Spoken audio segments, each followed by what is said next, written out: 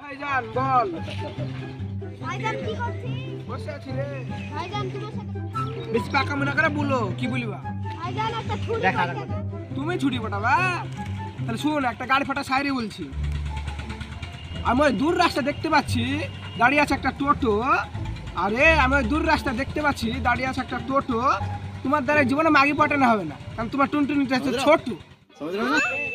ভাইজান বেশি গাড়ি পাবো না করে একটা ছুরির নাম বলবে। শোন ভাই, তোকে আর একটা গাড়ি ফাটা সাইরে শোন। ভাইজান আমার খুবই ভালো, শুধু প্রতিদিন রাতে খেলে তাই হয়ে গেছে কালো।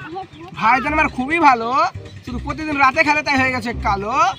ভাইজান তার বউকে বলে আসতে সাজ, তাই নাম, তার জন্য হয়েছে আমার ভাইজানের নাম মাগিবাজ।